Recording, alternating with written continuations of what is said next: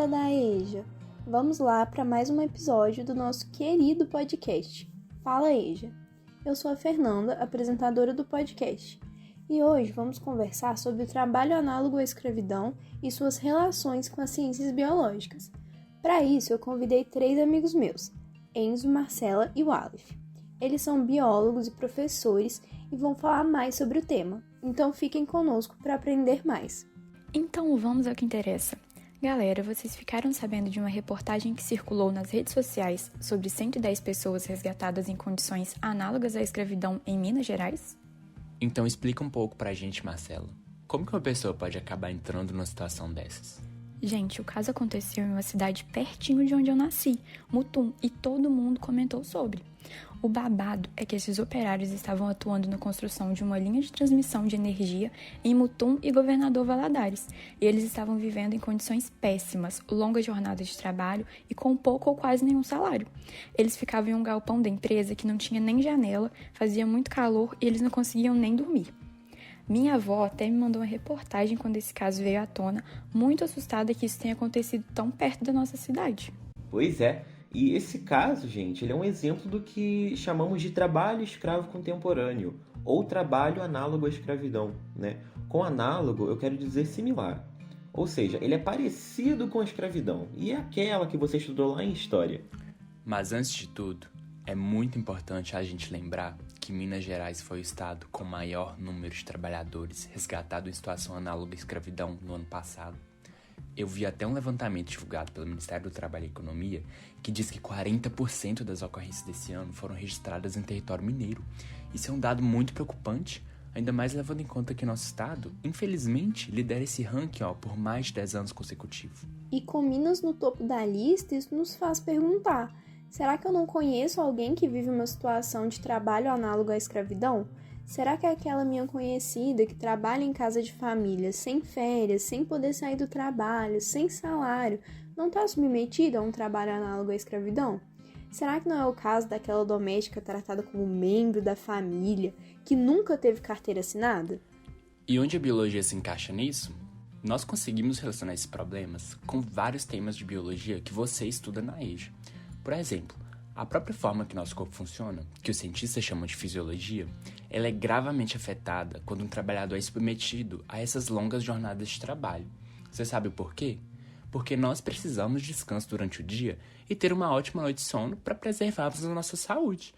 Isso porque o seu cérebro, ele precisa muito descansar.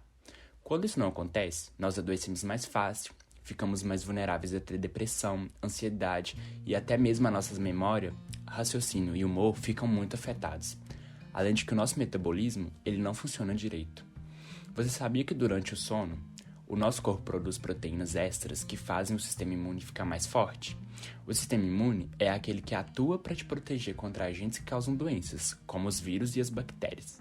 E você deve estar se perguntando, como é possível existir trabalho escravo em pleno 2023? Mas essa é a realidade de muitos brasileiros. A verdade, gente, é que a abolição ela não mudou de fato a nossa estrutura social. Ela apenas substituiu o senhor de escravos pelo fazendeiro de café. Mas converse com seu professor de história para se aprofundar nessa discussão.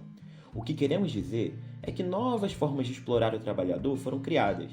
Essa exploração ela se manteve como regra. A gente pode dizer que formas mais sofisticadas de mascarar essa exploração foram criadas, tipo chamar o trabalhador de colaborador. Mas isso é uma outra história. O nosso sistema econômico, o capitalista, ele parte de uma ideia de uma mão de obra livre e assalariada. E essa escravidão seria uma grande contradição a esse sistema que hoje é visto como perfeito, né? Então explica um pouco pra gente, Marcelo. Como que uma pessoa pode acabar entrando numa situação dessas? Claro. Primeiro, imagine uma pessoa que vive na miséria e tem uma família para sustentar. Provavelmente ela está desesperada à procura de uma vida melhor para sua família, né? Então a pessoa pode ser enganada pelo que chamamos de gato, que é o responsável por atrair trabalhadores com falsas propostas de emprego. E essas pessoas precisam tanto trabalhar que acabam acreditando nessas propostas e aceitam o emprego que foi oferecido. Muitas vezes, para chegar ao local de trabalho, o trabalhador já faz sua primeira dívida com o empregador, o valor da passagem. E chegando ao seu destino, ele percebe que as condições de trabalho são muito diferentes das prometidas pelo gato. Alojamentos péssimos, alimentação inadequada, sem água tratada e sem assistência médica, além de serem obrigados a enfrentar jornadas de trabalho super cansativas e até maus tratos e violência física. É isso mesmo, amiga. Uma situação muito triste. E o trabalhador, ele não consegue sair dessa enrascada porque muitas vezes seu patrão toma seus documentos e cobra dívidas absurdas e falsas, como gasto com sua viagem de sua terra natal, alimentação e até ferramentas de trabalho, fazendo com que os gastos e o valor dessa dívida aumente a cada dia mais. Com isso, ele fica sem dinheiro para deixar o emprego e voltar para sua casa. Muito bem explicado, gente. E agora, para a gente entender um pouco melhor sobre essas condições a quais esses trabalhadores são submetidos, nós chamamos alguns convidados para agregar com seus relatos à nossa conversa.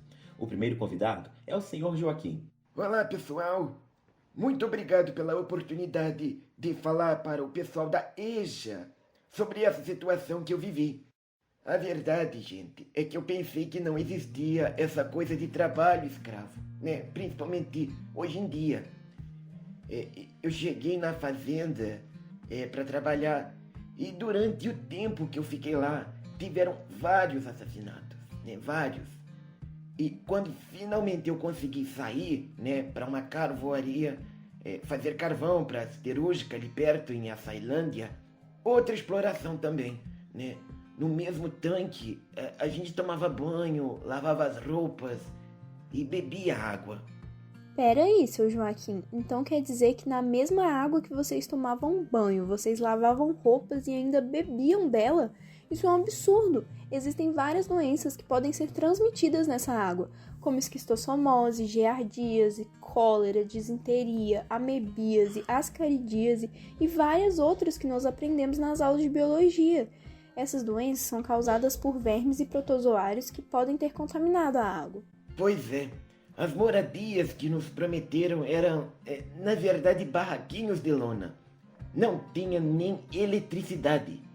Gente, isso só mostra a falta de condições adequadas para viver. Esse ambiente pode expor os trabalhadores a diversas doenças, como infecções respiratórias, além de problemas relacionados à má higiene e ao saneamento básico precário. E a falta de energia elétrica nas habitações faz com que os trabalhadores sejam privados de direitos básicos, como iluminação adequada, refrigeração e acesso a eletrodomésticos essenciais para o bem-estar e a saúde. Certa vez, eu quebrei o meu dedo e eu não fui atendido no hospital. Eles não me deram medicamento e eu tive que retornar para o serviço. E o gerente já havia colocado outro no lugar. Meu Deus, isso é um descaso completo. A falta de acesso a cuidados de saúde adequados, como aconteceu com seu dedo, isso pode resultar no agravamento de lesões, formar infecções no local que podem acabar com amputação ou alguma deficiência. Isso é um exemplo claro de condições degradantes de trabalho, né, que é uma das principais características do trabalho análogo à escravidão. Muito obrigada, Sr. Joaquim, por compartilhar com a gente essa história tão forte. Agora vamos receber a Madalena, uma mulher preta que foi liberta em Patos de Minas depois de 38 anos vivendo em condições análogas à escravidão. Oi, Madalena. Oi, pessoal. Eu sou a Madalena. Tenho 46 anos e realmente passei 38 anos sem poder comandar a minha própria vida. Na casa onde eu era empregada doméstica, eu tinha um quarto bem pequeno, sem janelas ou nenhuma ventilação. Eu não tinha registro em carteira, salário mínimo garantido, férias ou descanso semanal. Quando eu tinha 8 anos de idade, eu bati na porta de uma casa para pedir comida e a dona da casa falou que ia me adotar. Como minha mãe não tinha condição para cuidar dos 9 filhos, ela concordou, mas a adoção nunca foi formalizada. Mal cheguei à casa nova e já fui tirada da escola. Por isso, estudei só até a 3ª série. Eu tinha que cuidar da casa, ajudava a arrumar, a cozinhar, lavar o banheiro, passar pano na casa. E depois de 24 anos nesse lugar, eu fui dada ao filho da dona da casa e passei a morar com ele. Mas nessa nova casa nada mudou. Trabalhava de domingo a domingo sem salário e com jornadas que começavam antes do amanhecer. Nossa, Madalena, eu fiquei sem palavras com a sua história. O Estado falha quando uma criança de 8 anos tem que bater na porta de outra pessoa para pedir alimento, é adotada ilegalmente, é tirada da escola e colocada para trabalhar. E a sociedade falha por não questionar essas relações de poder em que a empregada doméstica é quase da família, mas não recebe nem ao menos um salário digno. E o fato de estarmos falando das vivências de uma mulher preta não é por acaso. Durante todo o período da escravidão, pessoas negras foram tratadas como propriedade, compradas e vendidas como mercadorias, e submetidas a condições desumanas de trabalho e a violências. Por isso é que esses patrões apresentados no relato da Madalena se sentem no direito de jogá-la de uma casa para outra e de tirar dela seu direito de ir e vir. E isso, gente, não é de agora não. Esse modo escravista sempre violentou as pessoas, apagando suas culturas, territórios, ancestralidades, até que consiga apagar suas humanidades. Isso facilita a dominação e os torna objetos.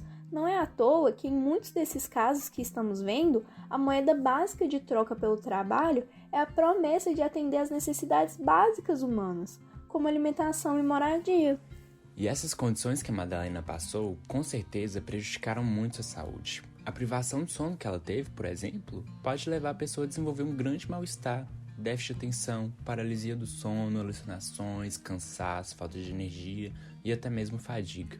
Pois essa privação, ela afeta um hormônio muito importante no nosso corpo, que é a melatonina, que ajuda a regular o nosso sono e o funcionamento normal do organismo. E digo mais, além desses efeitos, a falta de sono pode levar a uma intolerância à glicose e resistência à insulina, que resultará em um aumento de chances de ter diabetes do tipo 2. Agora, vamos escutar o relato do Valdeni, que também vai levantar questões muito interessantes dentro dessa temática. Bom, meu nome é Valdeni, eu nasci em Colinas, norte do estado de Tocantins, e eu não tinha estudo, então eu comecei a trabalhar na Juquira, que era a limpeza do terreno para formar pastagem e para gado mesmo. E para manter também as minhas despesas na cidade. Eu não tinha mais onde plantar. Aí esses gatos, eles vinham, eles contratavam a gente, abordavam e levavam para trabalhar, e a gente ia fazer o roçado ou o serviço que fosse combinado na hora. Eu rocei muita Juquira, eu me desgastei, eu senti que eu não aguentava mais fazer o serviço adequado que os fazendeiros exigiam. Isso que o Valdeni falou é muito importante. A jornada exaustiva é outra característica marcante dessa condição de trabalho. O desgaste físico prolongado, resultado do trabalho super cansativo, é muito prejudicial à saúde, podendo levar a lesões musculares, cansaço crônico, exaustão física e problemas articulares e musculares, além de aumentar o risco de acidentes de trabalho, E os patrões, eles eram muito durões. Se a gente não aguentasse trabalhar da forma que eles exigiam, a gente era dispensado, E terminava ou trabalhando sujeitos a aguentar ou tinha que passar fome, passar necessidade. Nossa, então você enfrentou uma pressão emocional muito grande ao lidar com esses patrões durões e condições péssimas de trabalho, Inclusive o estresse crônico associado ao ambiente de trabalho hostil e à exploração. O isolamento e a violência vivenciados pelos trabalhadores escravizados podem causar danos significativos à saúde mental, resultando em esgotamento emocional, ansiedade, depressão, estresse pós-traumático e outros vários transtornos mentais. E a alimentação inadequada só piora a situação, não é mesmo? Como o Sr. Valdeni falou, os patrões utilizavam a privação de alimento como uma forma de punição, mas isso pode levar a carências nutricionais, fraqueza, desnutrição, emagrecimento e problemas de saúde relacionados à má nutrição, como anemia e carência de vitaminas. Eu fui trabalhar uma certa vez para um fazendeiro e depois de todo o serviço que eu tinha feito, ele me pagou menos da metade do prometido, E ainda ele cobrou as passagens de ida e de volta. Ele disse que não ia pagar mais porque eu já tinha ganhado muito e que não ia adiantar eu ir procurar a justiça, um advogado, porque o advogado ele não ia advogar para gente pobre. Eu não tinha conhecimento dos meus direitos, Eu recebi o pouco que ele quis pagar e fiquei quieto, Eu sempre estava devendo, A gente sempre tinha alguma conta. Eu nunca tinha um saldo com ele. Pois é, Sr. Valdeni. Essa é uma prática muito comum dos patrões no trabalho análogo à escravidão, a chamada servidão por dívidas. Eles anotam e cobram tudo que o trabalhador consome na sua alimentação, se acredita?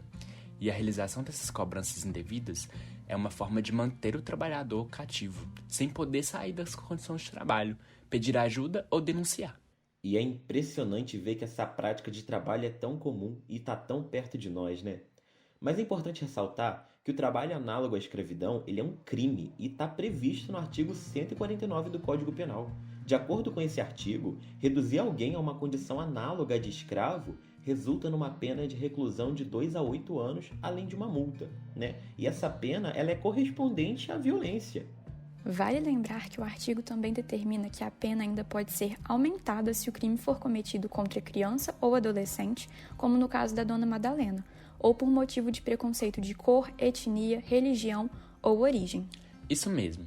E se você conhece alguém que está em situação de trabalho análogo de escravo, você pode denunciar através do canal de registro Sistema IP. Ele está disponível no site ip.cit.trabalho.gov.br e permite a realização da denúncia sem a necessidade de identificação, que é muito interessante para a nossa segurança. Mas é importante que sejam fornecidas o maior número de informações possível, para que a fiscalização do trabalho possa analisar a situação e verificar as condições do trabalho indicado. Meus queridos, então depois de todas essas trocas de conhecimentos e informações, nós chegamos ao fim do nosso podcast. Quero agradecer aos participantes Joaquim, Madalena e Valdeni pelos relatos que vocês nos proporcionaram hoje. E quero agradecer também aos biólogos Enzo, Marcela e o Aleph por nos mostrarem informações tão ricas sobre o trabalho análogo à escravidão e como ele se relaciona com a biologia. E é claro, quero agradecer a você, ouvinte, por ter participado dessa conversa conosco. E lembrem-se, trabalho escravo contemporâneo é crime. Não tolere, não se omita, denuncie. Até a próxima, pessoal!